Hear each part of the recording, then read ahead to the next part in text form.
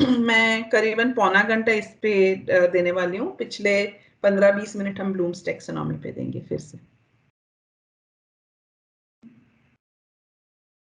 कुछ कुछ शब्द दिखेंगे आपको इसमें, उसका हिंदी भी डाल सकते हैं, आपको ज्यादा पता होगा। पर कोई भी जब फ्री रिस्पॉन्स प्रश्न बनाते हो तब हम क्या क्या चीजें ध्यान में रखते हैं। अभी हम सरल स्मरण, समझ और अनुप्रयोग की बात नहीं कर रहे हैं, पर ओवरऑल एक अच्छे प्रश्न की बात कर रहे हैं, तो कंफ्यूज नहीं होना।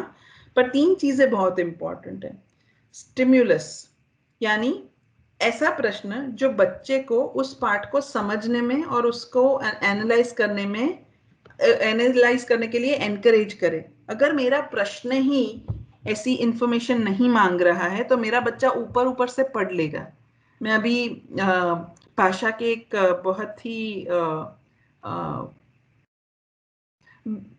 फेमस तो है, मुझे फेमस वर्ड यूज नहीं करना था, बहुत ही नॉलेजेबल एक रिसोर्स है, जो दिल्ली में एक ऑर्गेनाइजेशन के साथ काम करते हैं। उनका नाम है शक्तिव्रता सेन। वो रूम टू रीड करके एक ऑर्गेनाइजेशन के साथ बात कर रहे हैं, काम करते हैं।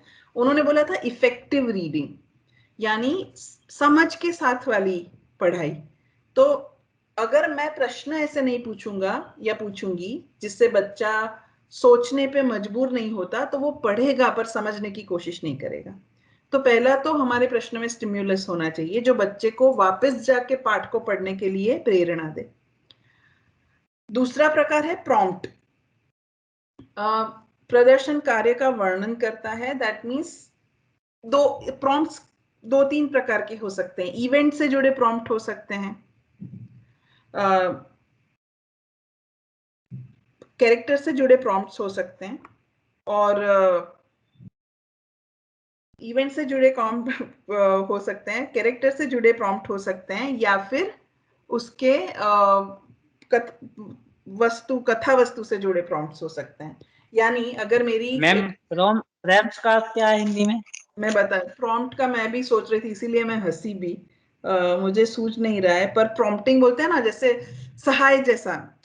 सहाय यानी कैसा, मैं प्रॉम्प्टिंग करना है, जैसे नहीं, क्लास में अगर कोई बच्चा लिख रहा है, बाजू वाला बोलता है धीरे से 2 आएगा जवाब, 2 आएगा, उस तरह की प्रॉम्प्टिंग।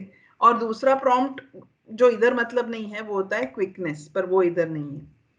ठीक है। तीसरा, मैं सर आपको उदाहरण से समझा दूंगी, तो आप वर्ड भूल जाओ, आप उदाहरण से समझ जाओगे।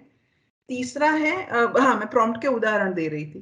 प्रॉम्प्ट का उदाहरण कैसा होगा कि इस स्टोरी में मैं अगर स्टोरी बता दे रही हूँ बच्चों को, तो स्टोरी में अगर मैंने 10 पॉइंट्स दिए हैं, 10 घटनाएं आ रही हैं या 5 घटनाएं आ रही हैं, मैं बच्चों को बोलूंगी इन घटनाओं को सही क्रम में लगाइए।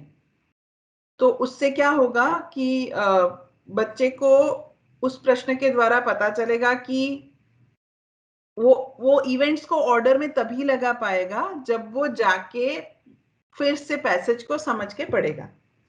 या फिर क्या हो सकता है, प्रॉम्प्ट थोड़ा हो सकता है चरित्र वर्णन भी उसमें, कि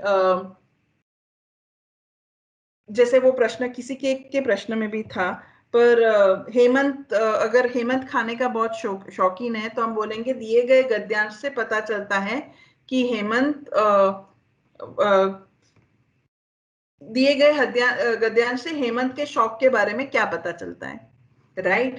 तो उससे पता चलेगा कि उसके शौक कौन से हैं।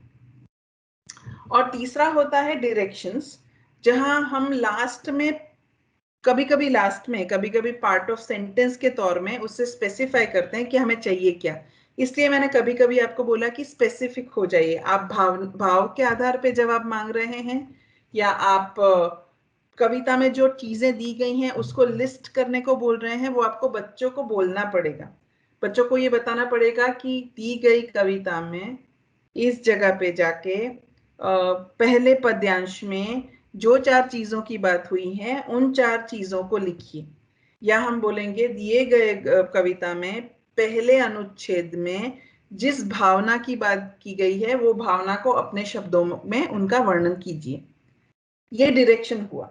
अब डायरेक्शन हर बार जरूरी नहीं अलग हो, कई बार वो इंस्ट्रक्शन के पार्ट में भी होगा। तो ये 3 चीजें होती हैं जो एक अच्छा प्रश्न बनाती हैं फ्री रिस्पॉन्स।